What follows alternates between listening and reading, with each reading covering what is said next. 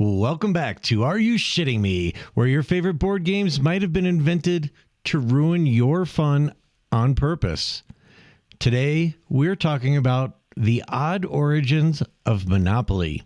Picture this. It's Christmas morning, 1987. Your family has just finished opening presents, and someone, probably your well-meaning aunt, has gifted the family a fresh copy of Monopoly. This'll be fun, she says, a nice, wholesome family activity. Cut to 6 hours later, Uncle Dave is crying into his fake money. Your mom has accused your dad of cheating, and your little sister has declared bankruptcy and stormed off to her room. The dog has eaten half the houses, and someone has definitely threatened to call a divorce lawyer over a disputed rent payment on Boardwalk. Sound familiar? Well, here's the thing.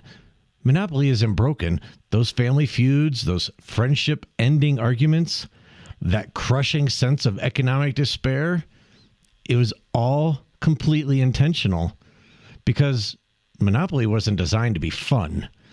It was designed to make you hate capitalism, which, mission accomplished, honestly. The story you probably know goes something like this. During the Great Depression, an unemployed heating engineer named Charles Darrow invented Monopoly, sold it to Parker Brothers, and became rich. Classic American success story, right? Wrong. That's complete corporate mythology. It's basically the board game equivalent of George Washington chopped down the cherry tree. Sounds nice, completely made up, and everyone just keeps repeating it anyway. The real story starts in 1903 with a woman named Lizzie Meiji. Lizzie was a stenographer, a writer, a comedian, and a hardcore political activist. She was also something pretty unusual for 1903, a single woman in her 30s who had zero interest in getting married and settling down. She had bigger plans. Lizzie was obsessed with the economic theories of Henry George, a guy who believed that all land should be commonly owned and that private land ownership was the root of economic inequality. This was pretty radical stuff in 1903. Imagine explaining to your landlord today that you think land ownership is fundamentally immoral. Hey, Mr. Peterson, about the rent, I don't actually believe that you should own this apartment building. Here's a pamphlet on economic theory instead of money. So Lizzie did what any brilliant, frustrated activist would do. She invented a board game to prove her point. She called it the Landlord's Game. And she got a patent for it in 1904, making her one of the first women to hold a game patent in the United States. But here's where it gets really interesting. The Landlord's Game had two completely different rule sets. Two ways to play the exact same game. The first set of rules was called Monopolist. Players competed to bankrupt each other, buy up property, and crush their opponents. Sound familiar? This was designed to show how awful and destructive pure capitalism could be. The second set was called Anti-Monopolist. In this version, players were rewarded for creating wealth that benefited everyone. When someone landed on your property, instead of paying you rent, money went to a public treasury that funded public works projects. Everyone won when everyone succeeded. Imagine if your family Monopoly games had an option where landing on Boardwalk meant everyone got richer. Your Christmas mornings would be so very different. Oh no, I landed on your hotel. Here, let me give everyone $200. Lizzie's game started spreading, but not through toy stores. It spread through economic clubs, college campuses, and progressive political groups. People were making their own boards, writing their own rules, adapting it to their local communities.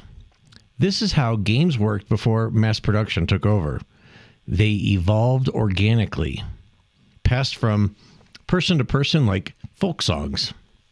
Different communities developed their own versions, their own house rules, their own local property names. One of the most popular versions emerged from Atlantic City, New Jersey. A group of players there replaced Lizzie's generic property names with local streets and landmarks. Baltic Avenue, Park Place, Boardwalk.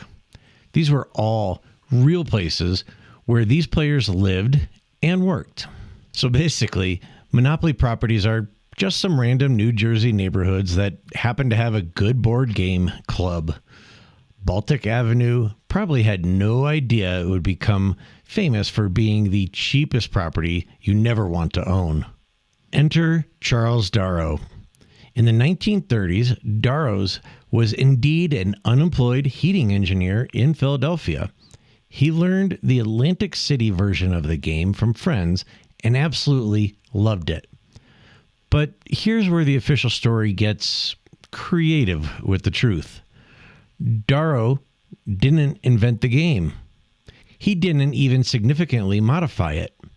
What he did was realize that this game that everyone was playing informally could be mass-produced and sold. So, Darrow made his own boards, typed up his own rules, and started selling them locally. Business was good enough that he approached Parker Brothers with his invention. Parker Brothers initially rejected it. They said it was too complicated, took too long to play, and had fundamental design flaws, which honestly was probably accurate feedback. Parker Brothers basically said, "This will make people hate each other." And then they were like, "Actually, that sounds perfect. We'll take 1,000,000 copies." They bought the rights to Darrow's version and started marketing it as his original creation. Here's the kicker. Parker Brothers knew about Lizzie Magie. They knew about the landlord's game. They actually bought her patent too, for $500 and no royalties. They buried her contribution to protect their marketing story about Darrow being a lone inventor. And remember those 2 rule sets that Lizzie designed? The anti-monopolist rules that were supposed to show how cooperation could work better than competition? Parker Brothers threw those in the trash. They kept only the monopolist rules, the ones designed to show how awful and destructive pure capitalism could be. But they marketed it as wholesome family entertainment. So Monopoly isn't broken. It was literally designed to be unfair, frustrating, and economically devastating, which explains why Uncle Dave always ended up crying into his fake money. The game is working exactly as intended. Uncle Dave is getting the full capitalist experience. But here's where the story gets really twisted. Monopoly became one of the best-selling board games of all time by completely misrepresenting what it was supposed to teach. Lizzie Magie wanted people to play her game and think, "This is horrible. Look how property ownership creates inequality. We should change the system." Instead, people played it and thought, "This is fun. I want to be the person who owns everything." Kids grew up dreaming of becoming real estate moguls. Business schools started using it to teach negotiation and investment strategies. Parker Brothers, now part of Hasbro, has made hundreds of millions of dollars selling a game that was originally designed to show why making hundreds of millions of dollars is morally wrong. Lizzie lived to see Monopoly become a massive commercial success, but she never got credit or significant compensation for her invention. She did give a few interviews in the 1930s trying to set the record straight, but by then, the Charles Darrow mythology was too entrenched to change. She died in 1948, still largely unknown. For decades, game historians and economists had to play detective, tracking down old patents and newspaper articles to reconstruct the real story. It wasn't until the 1970s that researchers definitively proved that Lizzie, not Charles Darrow, was the true inventor of Monopoly. By then, it was way too late to rewrite the history books that most people had learned from. So the woman who invented the world's most popular board game got $500 and no credit, while the guy who basically photocopied her work got rich and famous. which honestly was probably exactly the kind of thing her game was trying to warn us about in the first place. Today, we're still playing Lizzie's game, but with Charles's story and Parker Brothers rules. Every time a family gathering turns into a economic bloodbath over fake real estate, we're experiencing exactly what Lizzie Meiji intended to demonstrate about unregulated capitalism. The difference is we think it's entertainment. There have been attempts over the years to create versions of Monopoly that include Lizzie's original cooperative rules, but they never catch on. Apparently, we prefer our economic lessons served with a side of crushing our loved ones. So what's the real lesson here?